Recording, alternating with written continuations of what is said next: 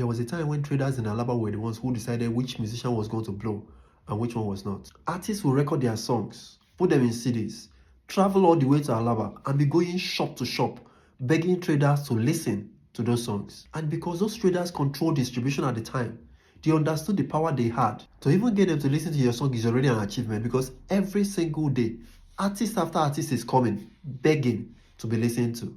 And if for any reason the traders don't like your music, that was it. They also controlled which Nollywood movie is made and which one is not. These guys were so powerful that at some point, they suspended some of Nigeria's biggest actors and actresses. That's why you realize that Omotola became a musician at some point. Please don't search for her songs. They will break your heart. Now, back to what I was saying. If you were stubborn enough to go around them, let's say you borrowed money, shot your movie, and then you're trying to distribute it by yourself, they will pirate that movie so fast that you'll be using your own korokoro eyes to see the movie you borrowed money to shoot being sold for 100 naira in traffic. These guys will make far more money than you from a movie you borrowed money to make. It was chaotic, but was carefully designed to favor the traders. So you can imagine how the industry felt when platforms like African Magic, Iroko TV, Netflix, and cinemas started popping up. All of a sudden, no more Alaba, no more begging, no more watching somebody else eat the fruit of your labor before your very eyes. Actors and producers were now going to get paid what they deserve. Money started flowing into production. Sets got bigger.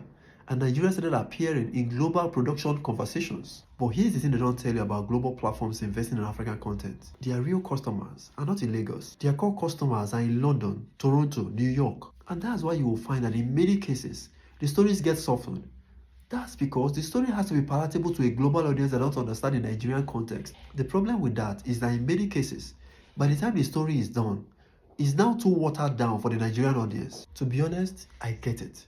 They invested money. They have to recoup their investment. And that 3,000 naira that people in Lagos pay for subscription to watch those movies is not enough. In a country where 3,000 naira is a decision and data is expensive, people are already stretched. That's why platforms like Netflix and Amazon Prime started pulling back from Nigeria. The math was not working. But then, that's also when something interesting started happening.